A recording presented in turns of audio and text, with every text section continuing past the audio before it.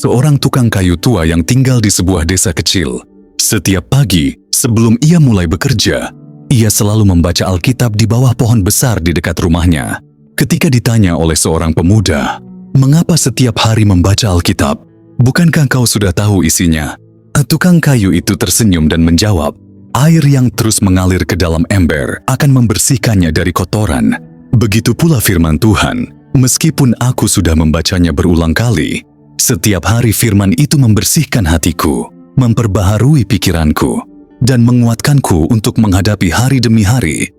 Ayat renungan kita pada sore ini terdapat dalam kitab Ulangan pasal 17 ayat 19-20 tertulis demikian.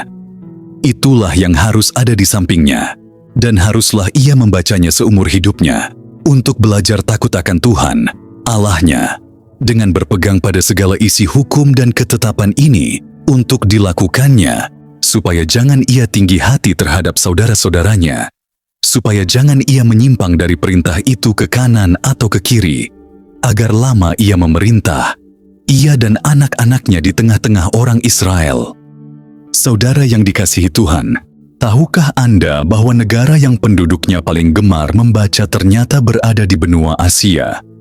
India berada di posisi kedua, dengan rata-rata 16 buku per tahun, dan durasi membaca sekitar 352 jam per tahun. Fakta ini mengejutkan, mengingat India juga merupakan salah satu negara dengan tantangan ekonomi yang besar dan tingkat kemiskinan yang cukup tinggi. Namun, kebiasaan membaca yang kuat ini menunjukkan bahwa kekayaan bukanlah satu-satunya faktor yang mendorong minat membaca. Buku sering disebut sebagai gudang ilmu. Namun penting untuk diingat bahwa ilmu apa yang didapat bergantung pada isi bukunya. Tidak semua buku membawa kebaikan. Sejarah mencatat bahwa di era Nazi Jerman, buku-buku propaganda mampu mencemari pikiran banyak orang dengan ajaran yang salah. Membaca itu baik, tetapi kita harus selektif. Pilihlah buku-buku yang bermanfaat, dan yang terutama, jangan lupa membaca firman Tuhan.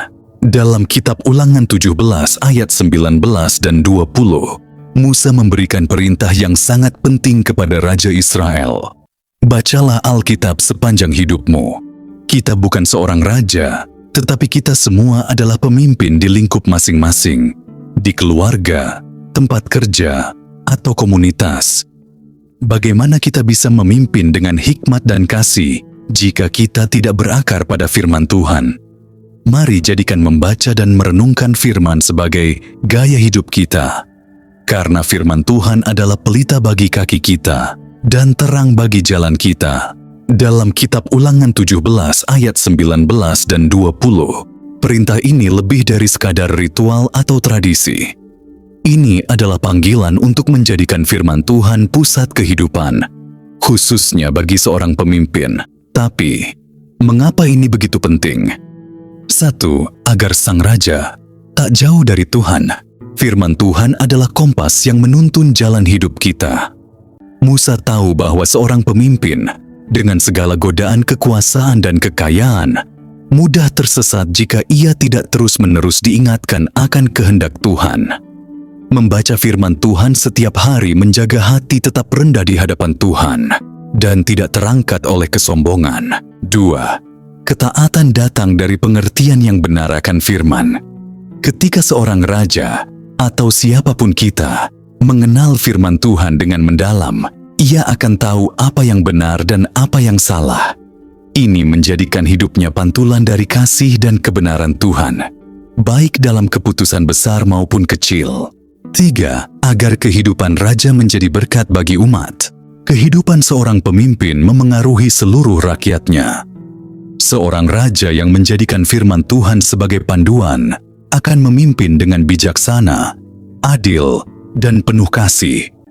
Kehadirannya akan menjadi berkat, dan rakyatnya akan merasakan damai sejahtera yang datang dari pemerintahan yang berakar pada kebenaran.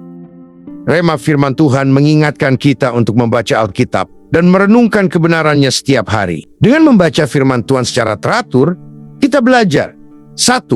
Hidup dalam kebenaran. Firman Tuhan adalah cermin yang menunjukkan kehendaknya bagi hidup kita dengan merenungkan firman.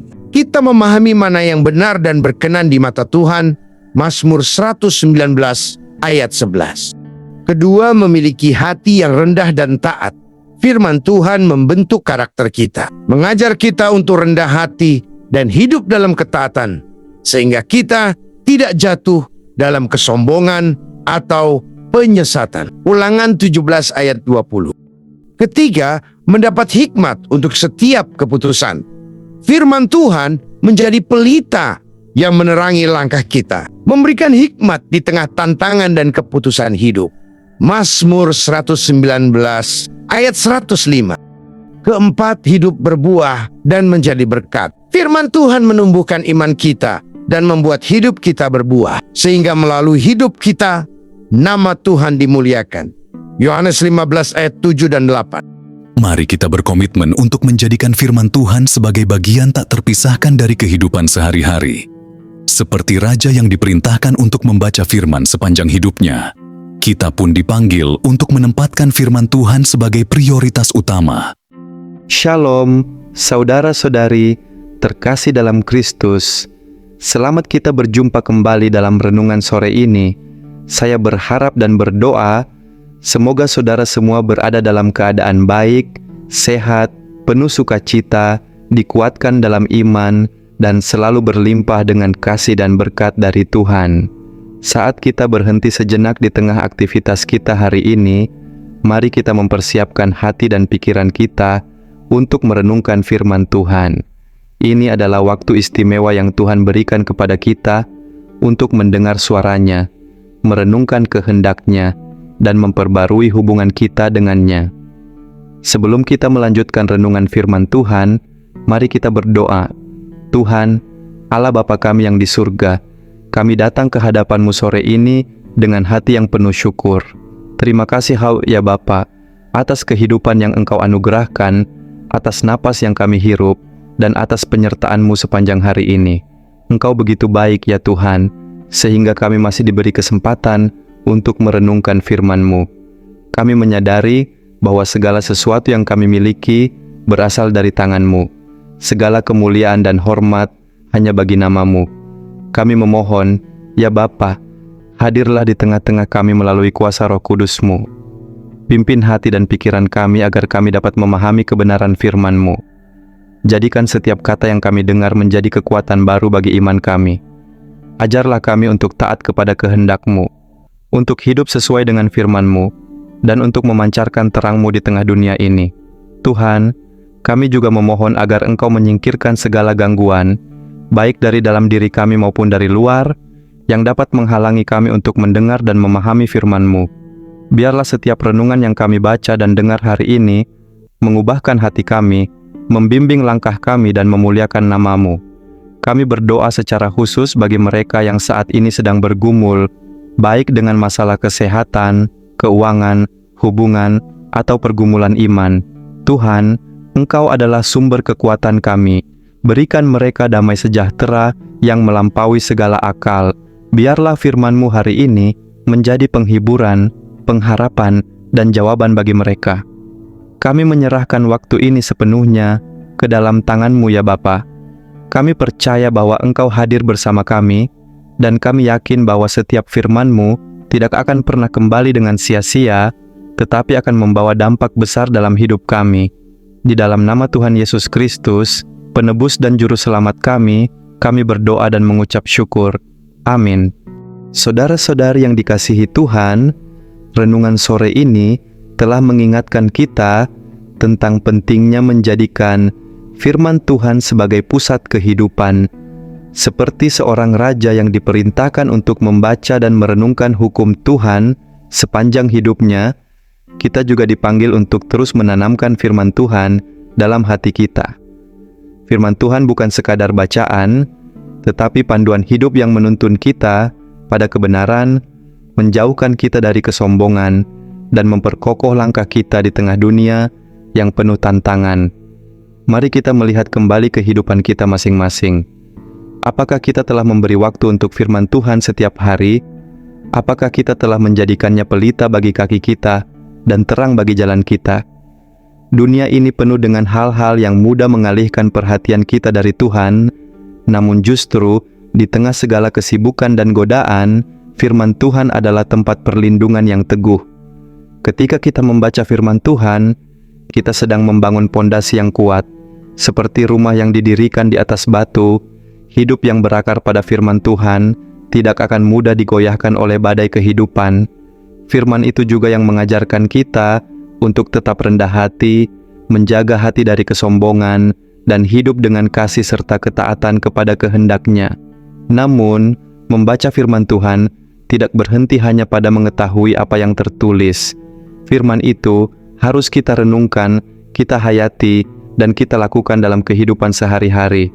Apa artinya membaca firman jika kita tidak membiarkannya mengubah hati kita, memperbarui pikiran kita, dan membimbing langkah kita? Saudara, mari kita belajar dari kisah tukang kayu tua dalam renungan ini. Meskipun ia telah membaca Alkitab berulang kali, ia tetap setia melakukannya setiap hari. Sama seperti air yang mengalir dan membersihkan ember dari kotoran, firman Tuhan setiap harinya membersihkan hati kita dari dosa, memperkuat iman kita, dan memampukan kita untuk berjalan di dalam kehendak-Nya. Jadikanlah membaca firman Tuhan sebagai gaya hidup, bukan hanya kebiasaan yang dilakukan sesekali. Mulailah dengan langkah sederhana, seperti meluangkan beberapa menit setiap pagi atau sore untuk merenungkan satu ayat. Dari sana, biarkan firman Tuhan bekerja dan bertumbuh dalam hidup Anda. Firman Tuhan bukan hanya untuk dipahami dengan pikiran, tetapi juga untuk dirasakan dengan hati dan diwujudkan melalui tindakan. Kiranya sore ini menjadi pengingat bagi kita semua untuk terus berpegang pada firman Tuhan. Tidak peduli siapa kita, seorang pemimpin, seorang ibu, seorang anak, seorang pekerja, atau apapun peran kita, kita semua dipanggil untuk hidup berdasarkan kebenaran firman-Nya. Dengan demikian, hidup kita tidak hanya diberkati, tetapi juga menjadi berkat bagi orang-orang di sekitar kita. Mari kita terus berjalan di jalan kebenaran, dengan firman Tuhan sebagai pelita yang menerangi langkah kita. Biarlah hidup kita memuliakan Tuhan dan membawa damai bagi sesama. Dan Tuhan Yesus memberkati kita semua. Mari kita berdoa. Tuhan, Allah Bapa kami yang di surga, pada penghujung sore ini, kami datang ke hadapan-Mu dengan hati yang penuh syukur.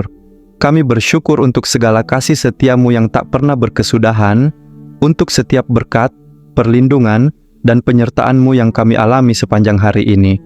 Karena Engkau selalu menjaga kami, memberikan kekuatan saat kami lemah, dan menjadi terang di setiap langkah kami. Jika ada dosa, kesalahan, atau hal-hal yang kami lakukan hari ini yang tidak berkenan di hadapan-Mu, ampunilah kami, ya Tuhan. Sucikan hati kami dari segala noda dan dosa, dan ajar kami untuk selalu hidup dalam kebenaran-Mu. Bentuklah hati kami agar semakin menyerupai Kristus, dan tolong kami untuk selalu setia berjalan di jalan-Mu. Kami menyerahkan seluruh kelelahan yang kami rasakan, segala kekhawatiran yang membebani pikiran kami, dan setiap pergumulan yang mungkin sedang kami hadapi. Biarlah Engkau, ya Tuhan, yang memberi kami kekuatan baru, damai sejahtera, yang melampaui segala akal, dan penghiburan yang hanya dapat kami temukan dalam hadirat-Mu. Tuhan, pada saat malam tiba, kami mohon penyertaan-Mu yang terus ada bersama kami. Berikan kami istirahat yang tenang, pulihkan tubuh, jiwa, dan roh kami, agar ketika kami bangun di pagi hari, kami memiliki semangat baru untuk menjalani hari yang Engkau anugerahkan. Tolong kami untuk selalu mengawali dan mengakhiri setiap hari dengan mengingat Engkau, Sang Sumber kehidupan kami.